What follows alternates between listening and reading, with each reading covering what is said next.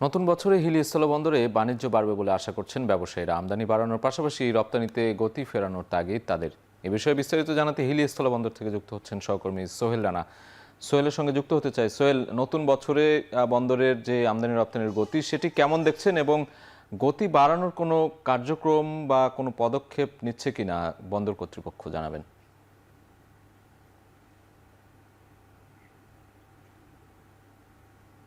সাজিদ, প্রতি বছরই কিন্তু ব্যবসায়ীদের একটা প্রত্যাশা থাকে যে নতুন অর্থ বছর পড়লে কিংবা নতুন বছর পড়লে আমদানির যে গতি সেটি বাড়বে, পাশাপাশি রপ্তানির যে গতি সেটি যেন বাড়ে, সেই বিষয়ে কিন্তু একটা প্রত্যাশা থেকেই থাকে ব্যবসায়ীদের পক্ষ থেকে। এবারও কিন্তু তাদের পক্ষ থেকে এই যে প্রত্যাশার জায়গা সেটি কিন্তু কমতি নেই। তারা যেটি বলছেন যে আসলে বন্দরের আমদানি রপ্তানি দুটোর গতি বাড়ানোর জন্য কিন্তু সরকারের পক্ষ থেকে পদক্ষেপ নেওয়া দরকার। সেক্ষেত্রে ব্যবসায়ীদের জন্য যে যে সুযোগ সুবিধাগুলো দরকার সেটি যেন সরকার খুব সহজেই দেয়, এবং সেটি নিয়ে কিন্তু তারা যেন বাণিজ্যের গতি বাড়াতে পারে, সেটি কিন্তু তারা জোর দাবি জানিয়েছেন।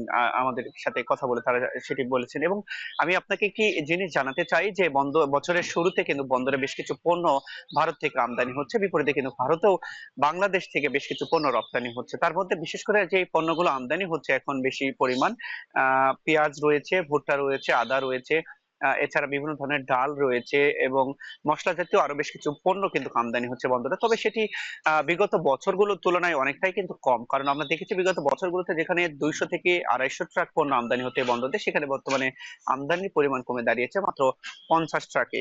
অর্থাৎ প্রায় অনেক অংশেই আমদানির যে পরিমাণ সেটি কমেছে, ফলে ব্যবসা বাণিজ্যের যে স্থবিরতা সেটি কিন্তু বন্দরে আমরা দেখেছি যে আসলে ব্যবসায়ীরাও বেশ মুখ থুবড়ে পড়েছে। তবে ব্যবসায়ীরা বলছেন যেহেতু আর 1 মাস পরেই রমজান মাস, এবং রমজান মাসে বেশ কিছু ভোগ্যপণ্যের চাহিদা থাকে বাজারে, সেই পণ্যগুলো যাতে তারা খুব সহজে ভারত থেকে আমদানি করতে পারে, যেমন বিশেষ করে ছোলা রয়েছে এবং মশলা জাতীয় যে পণ্যগুলো রয়েছে, সেই পণ্যগুলো যেন আমদানি করতে পারেন, সেক্ষেত্রে সরকারের সহযোগিতা তারা চায়। সব মিলে বলা চলে যে প্রত্যাশা এবং তাদের যে আকাঙ্ক্ষা সেটি যেন সরকার পূরণ করে, সেই প্রত্যাশা তাদের রয়েছে। সাদিক।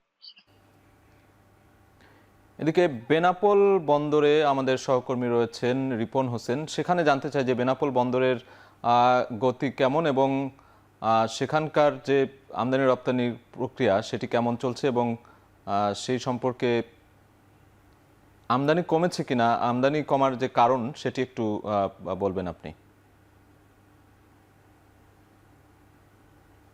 2024-25 অর্থ বছরে বেনাপোল বন্দর দিয়ে 20,38,780 মেট্রিক টন পণ্য আমদানি হয়েছে। সেখানে আমরা দেখেছি যে 2023-24 অর্থ বছরে এই বন্দর দিয়ে 21,14,509 মেট্রিক টন পণ্য আমদানি হয়েছে। সেখানে আমরা হিসাব করে দেখেছি যে 75,746 মেট্রিক টন পণ্য কম আমদানি হয়েছে, আমরা এমনটি জানিয়েছি। আর রপ্তানির ক্ষেত্রে 2024-25 অর্থ বছরে 3,81,440 মেট্রিক টন পণ্য রপ্তানি হয়েছে, এবং সেই তুলনায় 2023-24 অর্থ বছরে 3,50,774 মেট্রিক টন পণ্য রপ্তানি হয়েছে। সেখানে রপ্তানি বেড়েছে 30,000 মেট্রিক টন। আর 2024-25 অর্থ বছরে এই বন্দর থেকে সরকার প্রায় 7,021 কোটি টাকা রাজস্ব আদায় করে।